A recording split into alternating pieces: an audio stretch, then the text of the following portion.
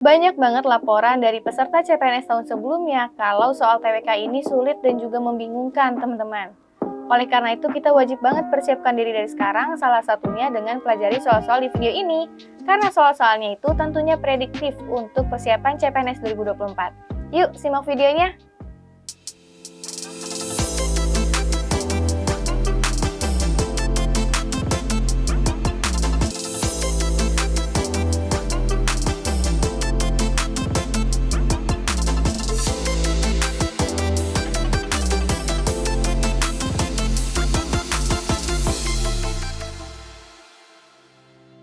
Assalamualaikum warahmatullahi wabarakatuh. Halo teman-teman pejuang CPNS di seluruh Indonesia. Apa kabarnya nih kalian? Semoga dalam keadaan yang sehat ya. Sebentar lagi udah CPNS 2024 nih, nggak kerasa banget. Nah teman-teman, kembali lagi bersama aku Kanisa, dan tentunya kalau udah ketemu sama aku, kita akan belajar bersama materi tes wawasan kebangsaan.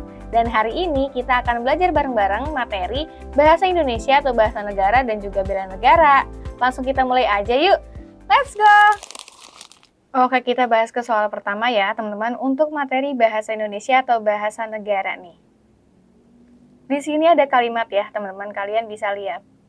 Ada kalimat aktif. Norma mampu mengendalikan perilaku manusia dalam masyarakat. Bentuk kalimat pasif dari kalimat tersebut adalah A. Perilaku manusia mampu dikendalikan oleh norma dalam masyarakat. B. Perilaku masyarakat tidak dapat dikendalikan oleh norma dalam masyarakat. C. Dalam norma masyarakat mampu mengendalikan perilaku manusia. D. Manusia mampu dikendalikan oleh norma dalam perilaku masyarakat. E. Norma masyarakat dalam perilaku manusia mampu dikendalikan. Nah, kalian lihat ya, kalimat ini adalah kalimat apa? Kalimat aktif ya, teman-teman. Bagaimana sih mengubah kalimat aktif menjadi kalimat pasif? Yang pertama, teman-teman, yang tadinya subjek di dalam kalimat aktif akan menjadi objek, teman-teman. Dan juga begitu juga dengan objeknya. Yang tadinya objek akan menjadi subjek. Nah, kita lihat aja teman-teman di kalimat ini, subjeknya nih apa sih? Subjeknya itu kan adalah norma ya. Ini adalah subjek. Kemudian predikatnya apa? Mampu mengendalikan. Ini adalah predikatnya, teman-teman. Objeknya apa? Perilaku manusia. Kemudian ini adalah keterangan ya atau pelengkap di dalam masyarakatnya. Nah, kita fokus aja di sini nih. Di yang ketiga ini, teman-teman. Tadi, dari kalimat aktif berubah menjadi kalimat pasif, kita tukar aja posisinya. Yang tadinya objek menjadi subjek, yang tadinya subjek menjadi objek. Berarti apa? Berarti subjeknya itu adalah perilaku manusia ya, teman-teman. Kemudian, di sini predikatnya karena berubah menjadi kalimat pasif, maka berubah juga, teman-teman. Bukan dengan imbuhan me, tapi imbuhannya di ya. Jadi, perilaku manusia mampu dikendalikan oleh norma, subjeknya pindah ke objek dalam masyarakat. Nah, berarti di sini jawabannya yang A, teman-teman. Aku ulangin lagi. Yang tadinya subjek berubah menjadi objek, yang tadinya objek berubah menjadi subjek, yang tadinya me berubah menjadi dikendalikan. Jadi, perilaku manusia mampu dikendalikan oleh norma dalam masyarakat. Untuk dalam masyarakatnya masih sama ya. Ini tadi perilaku manusia yang tadinya objek berubah menjadi subjek, mampu dikendalikan adalah predikatnya, berubah ya di sini di-nya. Oleh norma. Norma ini tadi kan subjek, sekarang berubah menjadi objek. Jadi udah jelas ya, untuk soal ini jawabannya itu adalah yang A. Nah, kita lanjutin ke soal nomor 2, teman-teman. Di sini ada paragraf singkat. Boleh kalian pause dulu video ini untuk baca paragrafnya. Kalau udah, yuk kita masuk aja ke soalnya. Kalimat yang menyatakan hubungan pertentangan dalam paragraf di atas adalah kalimat nomor A4 dan 5, B3 dan 4, C1 dan 2, D2 dan 3, E1 dan 5. Nah, teman-teman, di sini yang ditanyakan adalah kalimat yang menyatakan hubungan pertentangan. Berarti pertentangan nih antara kalimat satu dengan kalimat lainnya. Kita untuk tahu, kita bisa langsung aja lihat ya, Pak. Lihat di konjungsi-konjungsinya, teman-teman. Nih, kita lihat ya, mana nih kalimat dengan konjungsi pertentangan. Konjungsi pertentangan tuh ada apa aja sih? Ada tetapi, ada walaupun, seperti itu ya teman-teman. Nah, kalau kita lihat, konjungsi tersebut ada di kalimat berapa? Di kalimat 4 dan kalimat 5 ya, kalau kalian lihat teman-teman di sini. Sebaliknya, dan juga tetapi. Ini adalah pertentangan dari kalimat sebelumnya, teman-teman. Kita lihat dulu kalimat 3. Sehingga orang yang salah atau tidak disiplin merasakan betul akibat ketidakdisiplinannya. Sebaliknya, orang yang patuh dan berdisiplin merasakan benar enaknya, nyamannya, kepastiannya, dan amannya hidup mengikuti disiplin. Tetapi tidak semua orang yang mengetahui makna Tetapi tidak semua orang yang mengetahui mana yang disiplin itu. Nah, ini teman-teman. Karena ada kata sebaliknya atau konjungsi sebaliknya, ada konjungsi tetapi, ini adalah konjungsi-konjungsi pertentangan, maka ini adalah kalimat yang menunjukkan hubungan pertentangan juga. Jadi untuk soal ini jawabannya itu adalah yang A ya. Jadi kalian wajib banget pahamin konjungsi-konjungsinya. Misalkan konjungsi dan itu fungsinya untuk apa sih? Konjungsi tetapi, konjungsi walaupun, dan lain-lain. Nah, kita lanjutin ke soal berikutnya. Ternyata soal berikutnya itu mengenai bela negara nih. Sebagaimana dinyatakan dalam pasal 27 ayat 3 Undang-Undang Dasar 1945 bahwa usaha bela negara merupakan hak dan kewajiban setiap warga negara. Hal ini menunjukkan adanya asas demokrasi dalam pembelaan negara yang mencakup dua arti. Pertama, bahwa setiap warga negara turut serta dalam menentukan kebijakan tentang pembelaan negara melalui lembaga-lembaga perwakilan sesuai dengan Undang-Undang Dasar 1945 dan perundang-undangan yang berlaku. Yang kedua, bahwa setiap warga negara harus ikut serta dalam upaya pembelaan negara sesuai kemampuan masing-masing. Nah, ternyata yang ditanyakannya itu adalah berikut ini merupakan keikutsertaan warga negara dalam upaya bela negara dapat diselenggarakan melalui beberapa hal di bawah ini, kecuali A. Pengabdian sebagai prajurit Tentara Nasional Indonesia secara sukarela dan wajib, B. Pendidikan kewarganegaraan, C. Pelatihan dasar kemiliteran secara wajib, D. Memaksakan diri untuk ikut bergabung menjadi Polri, E. Pengabdian sesuai dengan profesi. Nah, teman-teman, ternyata dari soal yang panjang ini, yang ditanyakannya itu hanyalah bagaimana keikutsertaan warga negara dalam bela negara. Tapi kalian lihat di sini ada kata kecuali, berarti yang tidak termasuk. Nah, teman-teman di sini meskipun kita menjelaskan mengenai pasal 27 ayat 3 Undang-Undang Dasar 1945, tapi sebenarnya yang menjelaskan mengenai keikutsertaan warga negara dalam upaya bela negara itu ada di dalam Undang-Undang Nomor 3 tahun 2002. Tentang apa, Kak? Tentang pertahanan negara nih. Tentang pertahanan negara. Jadi Undang-Undang Nomor 3 tahun 2002 tentang pertahanan negara.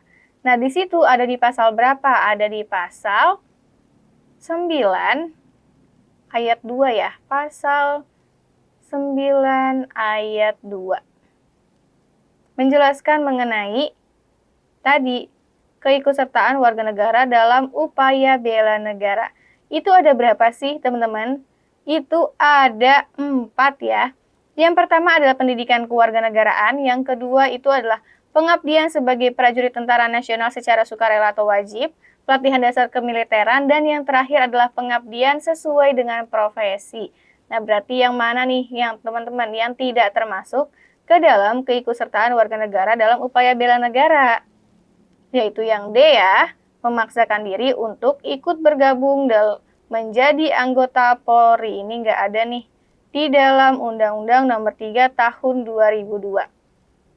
Kalau pengabdian sebagai tentara nasional ada, pendidikan kewarganegaraan ini ada, pelatihan dasar kemiliteran juga ada, pengabdian sesuai dengan profesi ada. Ini misalnya dokter, petani, dan lain-lain. Stop, tunggu dulu teman-teman. Sebelum aku lanjutin ke soal berikutnya, aku meminta tolong ke kalian dulu nih untuk bantu channel ini agar terus berkembang dengan cara klik like video ini, kemudian subscribe dan jangan lupa nyalain notifikasi ya, karena kita bakal ketemu setiap hari loh. Dan juga jangan lupa share video ini ke pejuang CPNS lainnya. Kalau udah, yuk kita masuk ke soal berikutnya. Oke, kita lanjut ke soal berikutnya, masih tentang bela negara nih. Petani dan nelayan melakukan upaya bela negara melalui pengabdiannya untuk menciptakan ketahanan pangan. Penggelut bidang UKM atau usaha kecil menengah dan pengusaha besar melakukan upaya bela negara untuk keamanan ekonomi. Dan pengabdian tersebut merupakan upaya bela negara melalui apa? A. Pengabdian sebagai TNI secara sukarela. B. Pengabdian warga negara. C. Pendidikan kewarganegaraan. D. Pengabdian sesuai profesi. E. Pelatihan dasar kemiliteran. Nah, ini masih tadi teman-teman. Masih terkait dengan Undang-Undang Nomor 3 Tahun 2002 tentang Pertahanan Negara. Tadi ya, ada yang pendidikan kewarganegaraan. Kemudian ada pengabdian sebagai prajurit TNI secara sukarela wajib, pelatihan dasar kemiliteran, dan juga pengabdian sesuai dengan profesi. Nah, kalau kalian lihat di sini ada petani, ada nelayan, kemudian ada penggelut bidang UKM, ada pengusaha besar. Nah, ini adalah apa, teman-teman? Ini adalah jenis-jenis dari profesi ya, teman-teman, atau pekerjaan. Nah, berarti langsung aja nih kita bisa tahu bahwa pengabdian ini, teman-teman, yang dilakukan oleh petani, nelayan, penggelut bidang UKM, ataupun pengusaha besar ini adalah upaya bela negara melalui apa? Melalui pengabdian sesuai dengan profesi. Termasuk juga misalkan guru, dokter, atlet. Nah, itu teman-teman. Apapun profesinya, kalau tujuannya itu adalah untuk negara, untuk kemajuan negara, ini seperti ini nih. Menciptakan ketahanan pangan, pastikan untuk negara ya. Kemudian keamanan ekonomi juga sama. Nah, hal ini adalah bentuk upaya pengabdian sesuai dengan profesi. Nah, kita masuk ke soal terakhir, teman-teman. Masih tentang bela negara nih. Perusahaan minyak negara asing berusaha menguasai sektor pertambangan dalam negeri. Hal ini adalah bentuk intervensi asing yang membahayakan perekonomian bangsa. Bagaimana upaya yang harus dilakukan sebagai bagian bela negara untuk menghadapi tantangan tersebut? A. Memberikan pajak yang tinggi bagi perusahaan asing. B. Memberikan peluang yang luas bagi perusahaan asing. C. Memberikan peluang yang luas bagi perusahaan dalam negeri. D. Mengadakan negosiasi pembagian royalti dari perusahaan dalam negeri. E. Meningkatkan teknologi modern bagi perusahaan dalam negeri agar bisa bersaing. Nah, coba teman-teman, ketika ada perusahaan minyak negara yang melakukan intervensi nih terhadap pertambangan dalam negeri, tentu kita kan perlu membela ya, agar nantinya nggak seluruh pertambangan itu dikuasai oleh sektor asing. Apa sih yang perlu dilakukan? Kita lihat yang A, memberikan pajak yang tinggi bagi perusahaan asing. Ini kurang tepat, teman-teman. Kalau cuma lewat pajak aja kurang tepat. Ini tidak menjadikan upaya bela negara nih. Yang B, memberikan peluang yang luas bagi perusahaan asing. Udah jelas banget salah. Mestinya apa sih? Kita minimalisir ya perusahaan asing tersebut. Kemudian yang C, peluang yang luas bagi perusahaan dalam negeri. Ini jadi kurang tepat juga. Ada yang secara spesifiknya nih, apa yang harus dilakukan oleh pengusaha dalam negeri ini.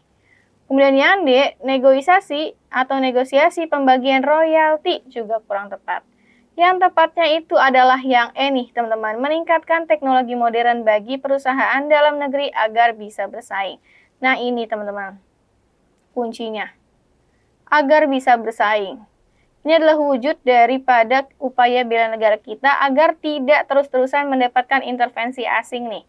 Terutama dalam sektor pertambangan. Jadi udah jelas banget ya. Jawabannya itu adalah yang E. Oke, teman-teman. Jadi segitu dulu nih soal mengenai bahasa Indonesia atau bahasa negara dan juga bela negara yang bisa aku sampaikan hari ini ke kalian.